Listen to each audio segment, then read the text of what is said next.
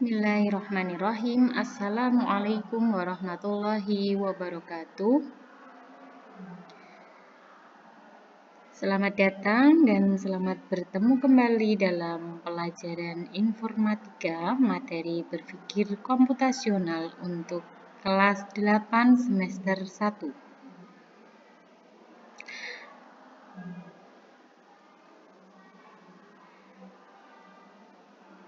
Capaian pembelajaran untuk materi berpikir komputasional kali ini yaitu peserta didik menggunakan berpikir komputasional untuk menyelesaikan masalah sederhana secara logis, sistematis, dan efisien.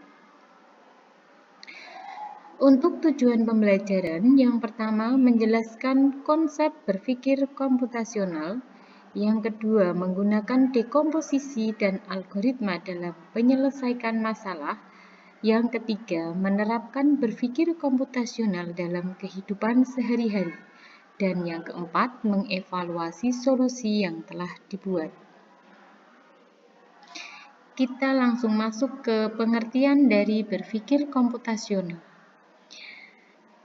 Berpikir komputasional atau yang biasa disebut sebagai computational thinking adalah cara berpikir yang digunakan untuk menyelesaikan masalah secara logis, sistematis, dan efisien. Berpikir komputasional tidak hanya digunakan dalam pemrograman komputer atau di bidang informatika saja, tetapi berpikir komputasional juga digunakan dalam kehidupan sehari-hari. Contohnya digunakan untuk menyusun jadwal pelajaran, merencanakan kegiatan kelas, membagi tugas dalam kelompok, dan menentukan rute perjalanan yang paling cepat. Inti dari berpikir komputasional adalah membantu kita menemukan solusi terbaik melalui langkah-langkah yang terstruktur.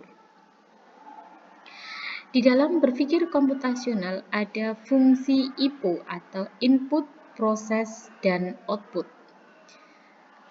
Salah satu konsep dasar dalam berpikir komputasional adalah memahami bagaimana suatu masalah diproses hingga menghasilkan solusi. Yang pertama yang akan kita bahas adalah fungsi input. Apa yang dimaksud dengan input? Input adalah data atau informasi yang diterima sebelum diproses. Kemudian untuk yang kedua adalah proses. Apa yang disebut dengan proses? Proses adalah kegiatan mengolah data menjadi informasi yang bermanfaat. Dan yang ketiga ada output. Output adalah hasil dari proses yang telah dilakukan. Contoh dari input adalah nilai siswa, data belanja, dan data kehadiran. Contoh dari proses, menghitung rata-rata, menjumlahkan harga, dan menghitung jumlah hadir. Contoh dari output atau hasil yaitu nilai rata-rata kelas, total pembayaran, persentase kehadiran. Yang selanjutnya kita akan membahas materi tentang himpunan. Apa yang dimaksud dengan himpunan? Himpunan adalah kumpulan objek yang memiliki karakteristik tertentu. Contoh dari himpunan adalah himpunan siswa kelas 8. Berarti kita akan menuliskan nama-nama yang terdapat di kelas 8. Contoh yang kedua, himpunan bilangan genap, maka kita akan mencontohkan atau menuliskan angka-angka dalam bilangan genap, misalnya 2, 4, 6, 8, 10, dan seterusnya. Yang ketiga, himpunan warna primer, maka kita akan menuliskan warna hitam, putih, merah, kuning, dan sebagainya. Di dalam informatika, himpunan digunakan untuk mengelompokkan data agar lebih mudah untuk diolah.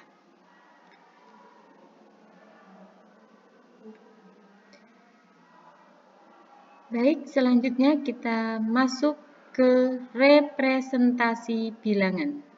Apa yang dimaksud dari representasi bilangan?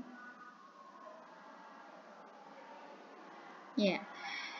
Jadi, di dalam komputer itu hanya mengenal dua angka, yaitu 0 dan 1.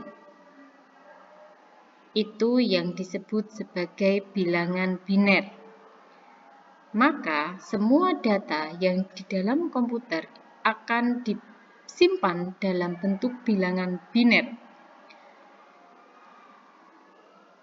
Bilangan biner itu apa? Bilangan biner itu bilangan yang berbasis 2. Isinya adalah angka 0 dan 1. Untuk jenis bilangan ada 4. Yang pertama, bilangan desimal. Bilangan desimal adalah bilangan dengan basis 10, terdiri dari angka 0 sampai dengan 9, yaitu 0, 1, 2, 3, 4, 5, 6, 7, 8, dan 9. Contoh angka 25. Yang kedua adalah bilangan biner.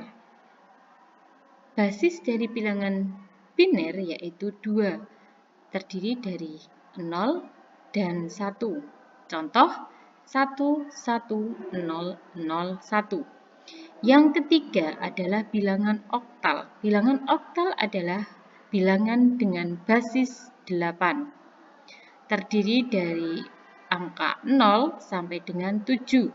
0, 1, 2, 3, 4, 5, 6, dan 7. Contohnya angka 31. Yang selanjutnya yaitu sistem bilangan heksadesimal. Sistem bilangan heksadesimal basisnya yaitu 16, terdiri dari angka 0 sampai dengan 9 dan huruf A sampai dengan F. Jadi, mulai dari 0, 1, 2, 3, 4, 5, 6, 7, 8, dan 9, dan A, B, C, D, E, dan F. Contoh konversi sederhana yaitu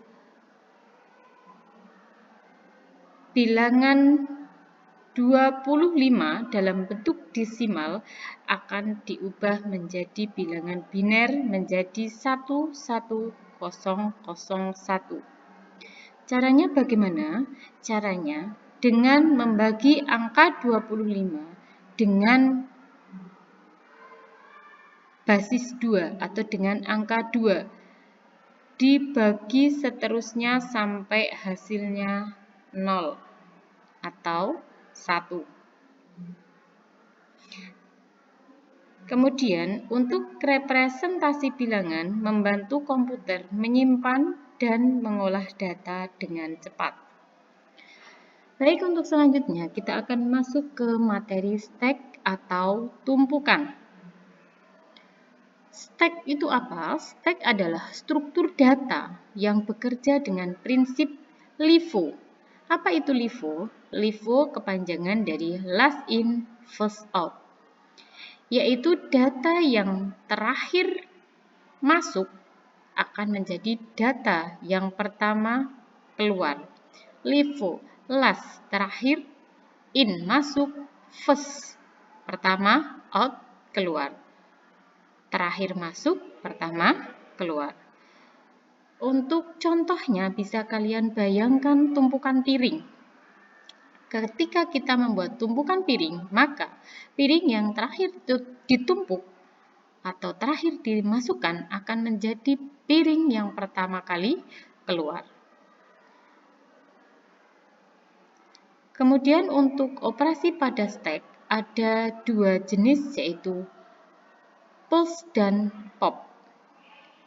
Push menambahkan data dan pop mengambil data paling atas. Contoh lain, tumpukan buku, riwayat Ando pada Microsoft Word, dan riwayat halaman pada browser atau page.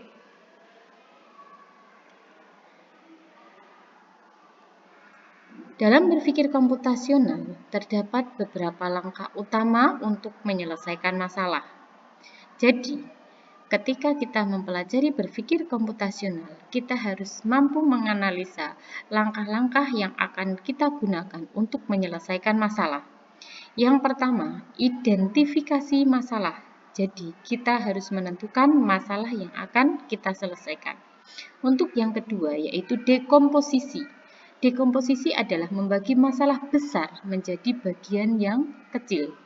Dan yang ketiga, pengenalan pola, yaitu mencari kesamaan dengan masalah sebelumnya. Kemudian yang keempat, abstraksi, yaitu memilih informasi yang penting. Dan terakhir, algoritma. Algoritma yaitu menyusun langkah-langkah penyelesaian. Contoh masalah yaitu menyelenggarakan lomba kelas. Jadi kita mengidentifikasi terlebih dahulu masalah menyelenggarakan lomba kelas. Kemudian kita lakukan langkah penyelesaian menggunakan dekomposisi, yaitu membentuk panitia, menentukan jadwal, menyiapkan perlengkapan, dan melaksanakan lomba, kemudian mengevaluasi kegiatan.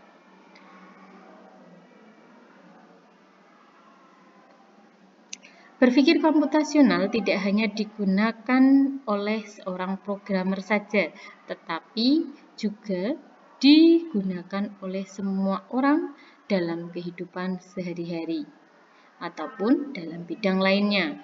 Contoh penerapan berpikir komputasional di sekolah yaitu menyusun jadwal piket, mengatur jadwal belajar, membagi tugas kelompok.